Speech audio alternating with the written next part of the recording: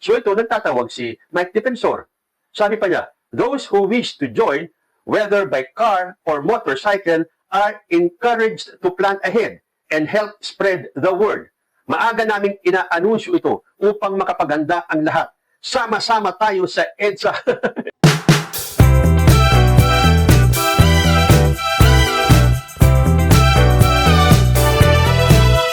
Ako, itong si Mike Defensor, gusto pang agawin ang limelight kay Chavit Singson. Yan kung matatandaan po natin, nananawagan itong si Chavit Singson ng isang one-time, big-time rally. Kaya lang, tatanungin pa niya yung mga religious groups, yung mga kabataan, kung kailan daw ang schedule ng rally. Kung aasa si Chavit Singson sa mga religious groups para bigyan siya ng date, maghihintay siya sa wala. Then natapos na yung rally ng INC.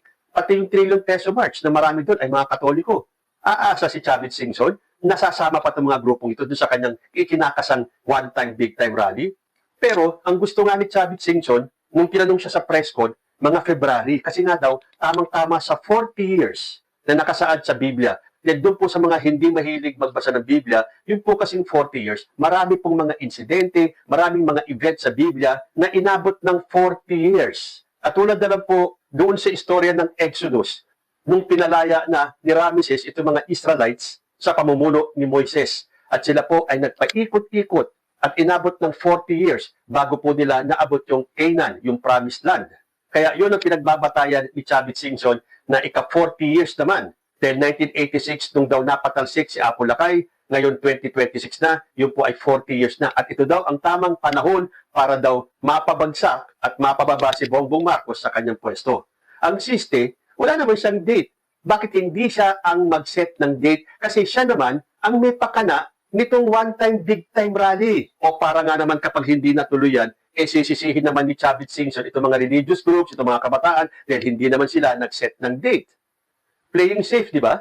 Pero kung talagang matapag si Chavit Singson, dapat siya ang magtalaga ng araw at oras kung kailan magaganap yung kanyang one-time, big-time rally. Tularan niya si Mike Defensor, dahil mukhang uunahan pa siya ni Mike Defensor. Dahil po merong post itong si Mike Defensor. Sabi dito, sa EDSA, January 31, 2026, 2 o'clock p.m. Tuloy ang laban. BBM resign.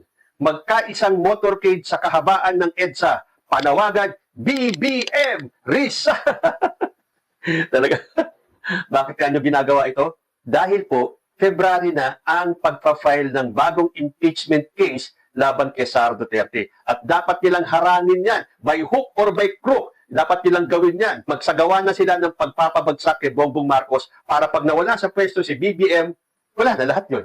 Lahat ng kaso ni Sara Duterte, burado. Lahat ng kaso ng mga kaalyado ni Sara Duterte, lalo na sa flood control, burado. At susubukan nilang palayain si former President Digong sa ICC kapag si Sara na ang presidente. Para bang lahat na lang, ano? Para bang lahat na lang mawa-wipe out yan. Mabubura lahat yan kapag si Sara na ang naupo. So, dapat hindi matuloy yung impeachment dahil mas malamang matuloy itong impeachment sa February. Dahil kung haharangin pa ulit ito ng Supreme Court, ay ibang usapan na yan. Baka mag-alsa na talaga ang taong bayan yan. Dahil ang gusto lang naman natin, marinig ang paliwanag ni Sara Duterte kung totoo o hindi yung mga aligasyon sa kanya. Hindi ba sa isang interview, sinabi pa ni Sara Duterte, nakakapagod na daw ang impeachment, wala naman daw makita ang taong bayan na ebidensya na meron siyang ginawang mali.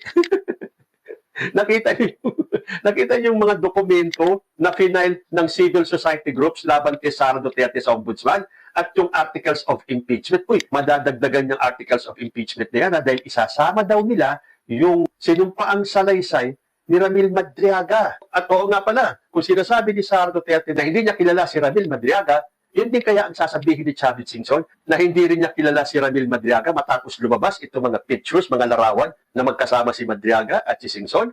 Anyway, balik tayo kay Mike Defensor. Yun na nga, susubukan nila for the last time na harangin ang impeachment ni Sara Duterte sa February. So January 31, uunahan niya na si Chavit Singson. At kung ako si Chavit Singson, huwag niya nang hintayin na mag-set ng date ang mga religious groups, ang mga kabataan at kung sino-sino pang kanyang hinihikayat.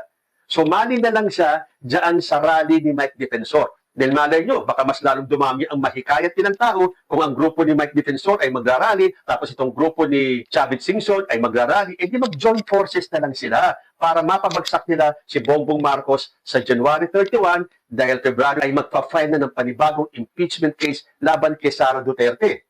Dahil ayon po sa page ni Mike Defensor, on January 31, 2026, Saturday at 2 o'clock p.m., we will hold a motorcade caravan along EDSA with 2 convergence points. South, SM Mall of Asia.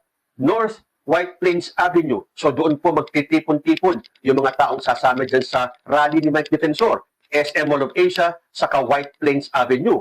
This will be a coordinated and peaceful show of unity, calling for accountability and the resignation of BBM.